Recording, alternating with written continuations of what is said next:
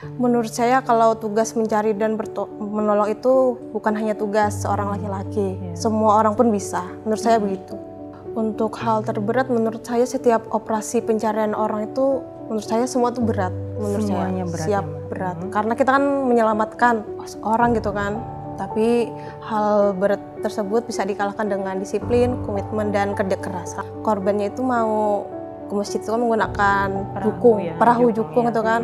Tiba-tiba di tengah perjalanan jukung itu kebalik dan korban tenggelam. Baru bergabung di Basarnas kemarin tuh awal-awal saya kayak merasa lelah, berat. Kenapa gitu saya masuk bekerja kayak gini cari mayat gitu kan awal-awalnya. Tapi setelah berjalannya tahun demi tahun, hari demi hari, saya mulai sadar kalau Basarnas ini tugas yang mulia. Jadi rasa berat dan lelah itu sudah kalah.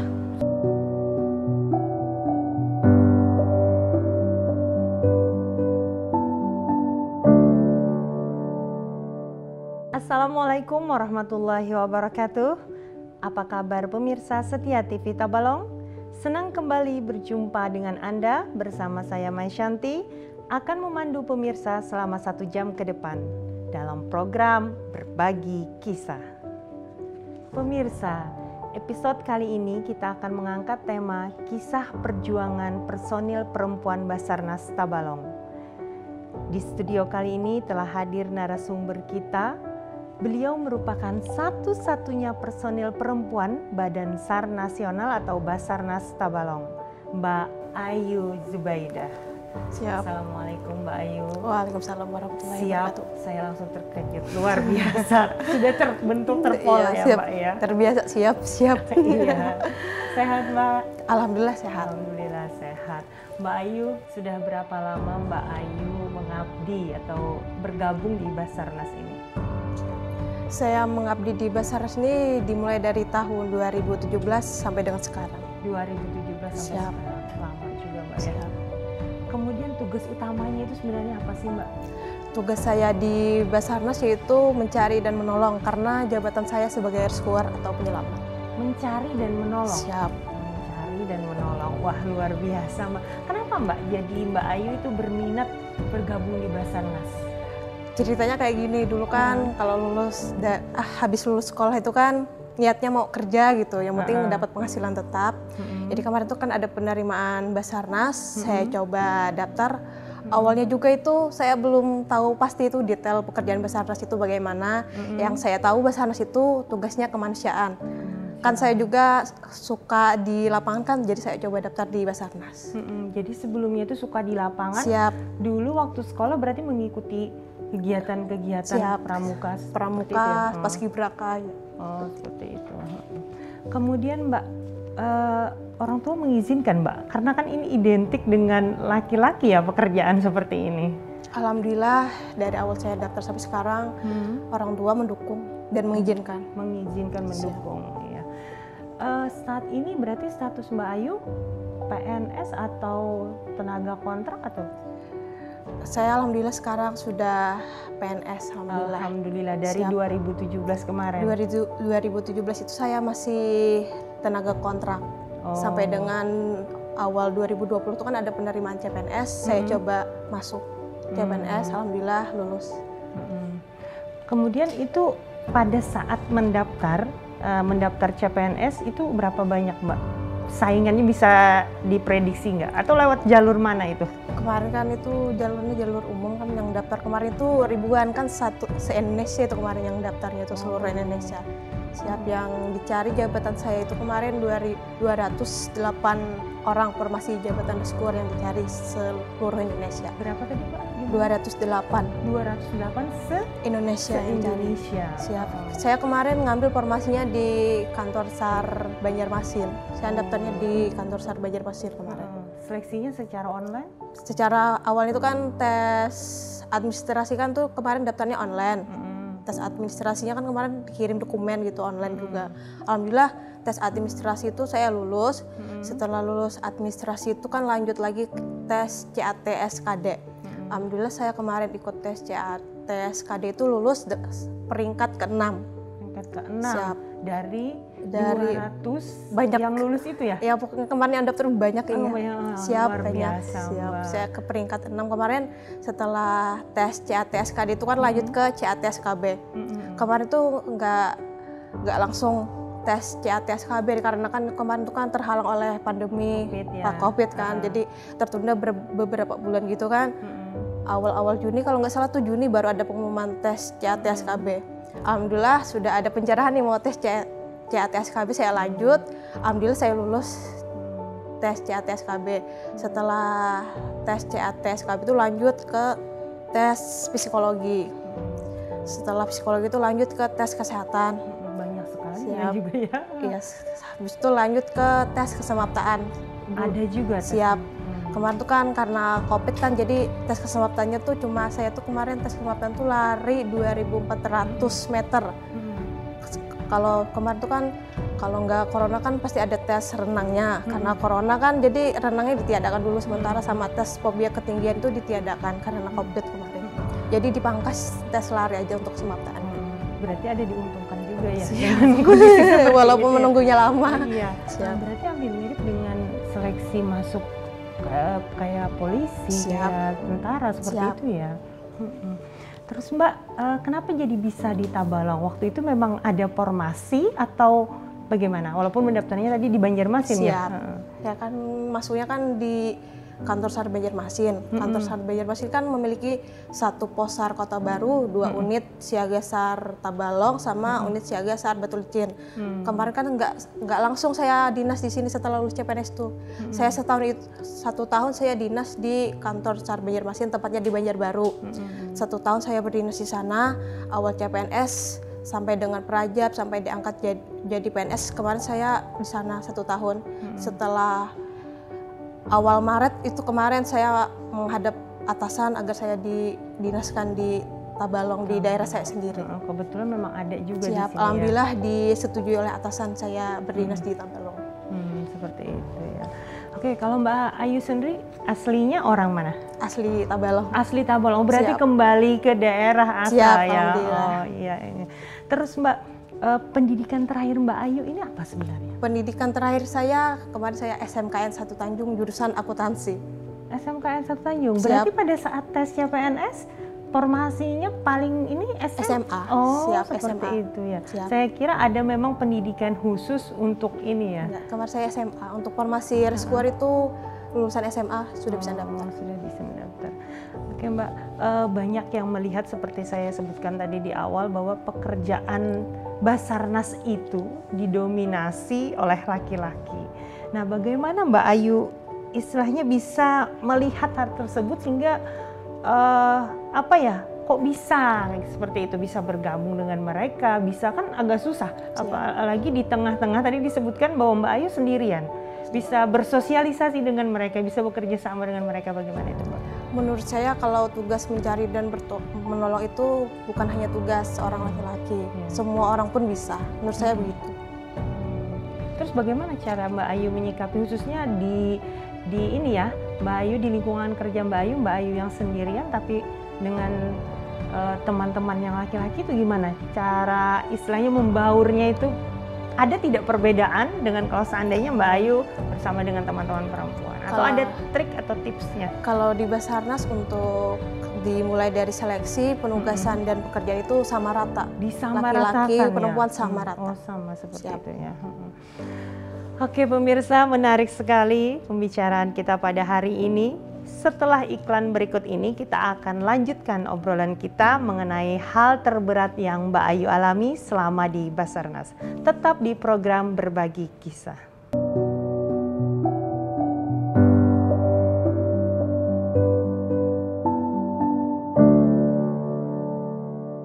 Terima kasih pemirsa, Anda masih setia di program Berbagi Kisah. Mbak Ayu, kita lanjut ngobrolnya ya Mbak.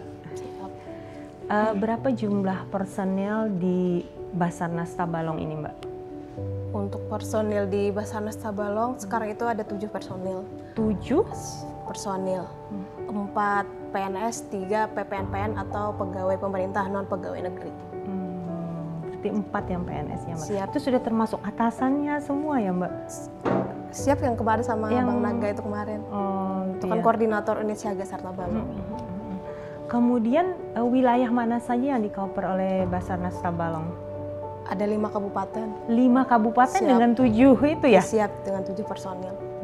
Luar biasa, gimana itu cara mengcovernya Mbak? Dengan 5 kabupaten tapi 7 itu Mbak?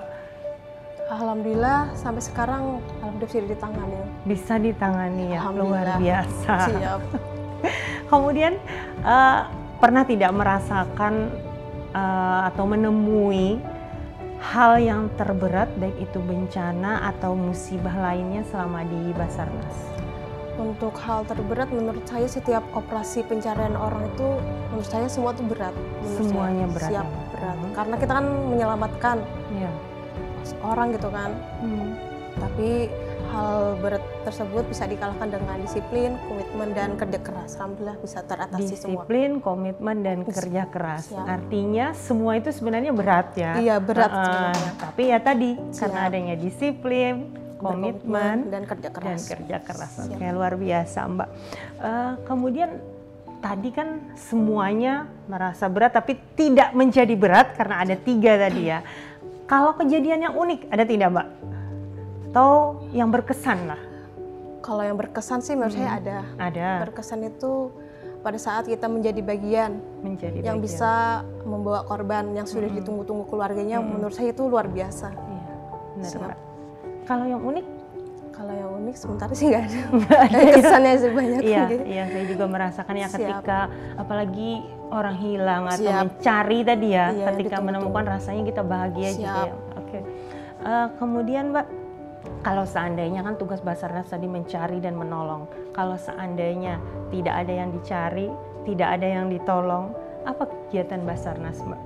Kegiatan Basarnas kalau tidak ada bencana atau musibah, biasanya kalau untuk hari Senin sama Rabu itu kan ada kegiatan keterampilan SAR rutin. Itu biasanya tentang materi-materi SAR gitu, pembelajaran pertolongan di air, di ketinggian, pertolongan pertama. Biasanya Senin sama Rabu. Senin sama Rabu itu kami melaksanakan kegiatan keterampilan SAR, pembelajaran. Untuk hari praktek berupa praktek atau materi teori maupun praktek. Siap. Praktek. Untuk di hari Selasa, Kamis, dan Jumat itu kami melaksanakan kesemaptaan fisik rutin. Mau itu kesemaptaan darat maupun renang.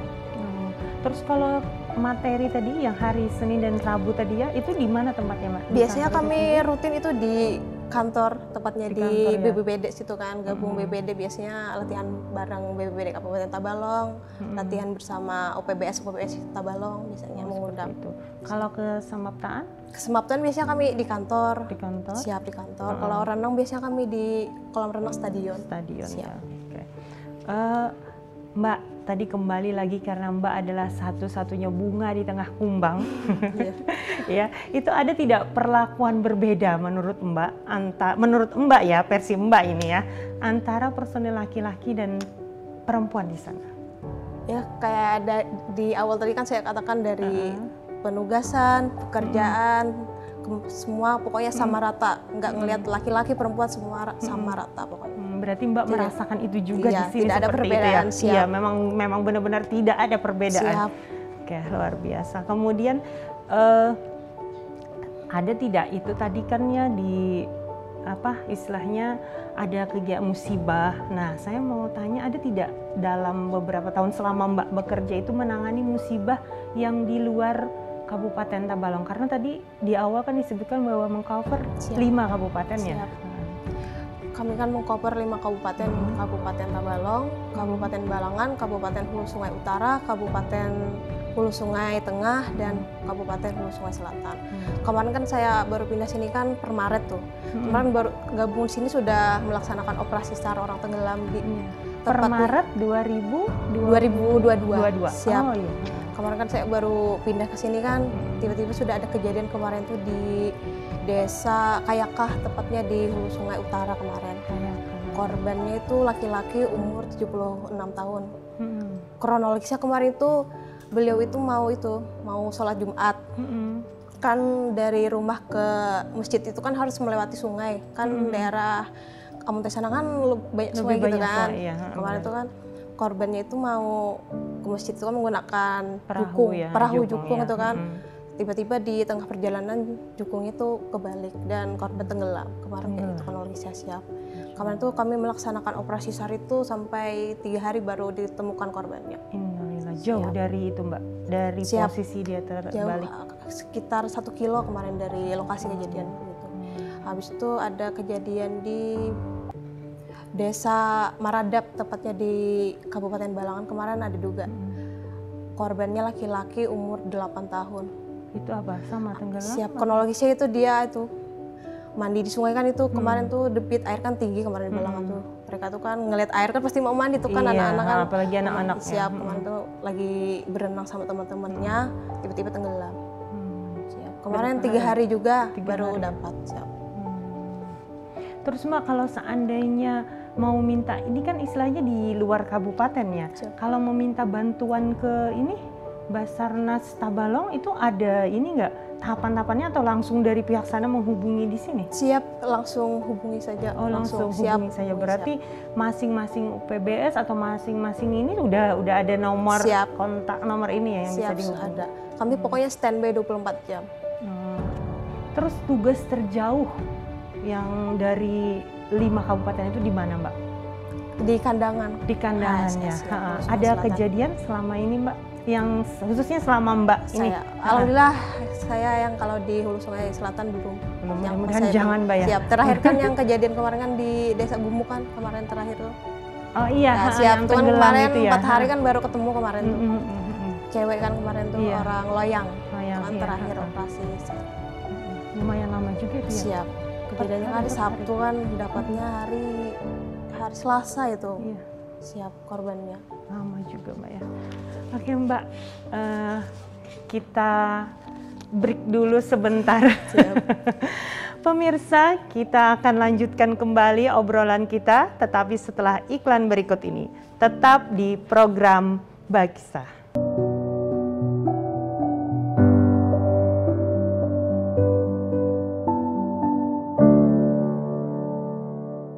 Pemirsa, terima kasih Anda masih di program Berbagi Kisah. Kita sudah memasuki segmen terakhir Mbak Ayu. Sebelum saya bertanya lebih lanjut, saya ingin bertanya lagi ini, melanjutkan pembicaraan di ini, segmen sebelumnya. Tadi kan katanya Basarnas itu mencari dan menolong ya. Tadi diceritakan mencari orang yang tenggelam. Nah kalau misalnya mencari orang hilang pernah tidak Mbak mengalami, walau tidak di sini ya, karena kan dari 2017 ya, Mbak Ayu kan pernah ini. Pernah tidak Mbak? Kalau untuk orang hilang dari awal saya berdinas di Basarnas itu, saya belum pernah. Belum pernah ya? Siap, biasanya kan yang kemarin tuh pernah juga operasi orang hilang di hutan tuh kemarin cowok sih yang diberangkatkan, saya disuruh standby di kantor. Standby di kantor ya Mbak. Setelah sekian lama bekerja di Basarnas, apakah ada timbul perasaan lelah atau berat bagi Mbak Ayu? Untuk awal-awalnya baru bergabung di Basarnas kemarin tuh awal-awal saya kayak merasa lelah, berat, kenapa gitu saya masuk bekerja kayak gini cari mayat gitu kan awal-awalnya. Tapi setelah berjalannya tahun demi tahun, hari demi hari, saya mulai sadar kalau Basarnas ini tugas yang mulia. Jadi rasa berat dan lelah itu sudah kalah. Sudah kalah ya. Luar biasa Mbak. Terakhir Mbak, ada tidak target atau harapan Mbak Ayu nih? Mungkin harapan. Ya, sebagai seorang personil Basarnas tentunya. Harapan saya berharap terutama buat saya sendiri dan kepada Serikandi relawan semuanya. Pokoknya saya berharap maksimalkan apa yang ada dalam diri kita, jangan sampai kita dianggap hanya sebagai hiasan. Buktikan prestasi kerja kita agar kita bisa diakui dan dapat diandalkan. Luar biasa Mbak. Jadi kita perempuan itu jangan hanya sebagai hiasan Mbak ya. Itu saya ingat lagunya Rosa itu. Hey ladies, jika kamu apa itu ya kan? Ya hancur itu dunia kalau ya perempuan sudah berjaga. Oke, pemirsa, tidak terasa obrolan kita di episode kali ini sudah berakhir. Terima kasih sekali lagi kepada Mbak Ayu Zubaida yang telah meluangkan waktunya di program Berbagi Kisah. Saya Mai Shanti beserta kru yang bertugas pamit undur diri. Semoga kita dapat berjumpa kembali minggu depan. Akhir kata, wassalamualaikum warahmatullahi wabarakatuh.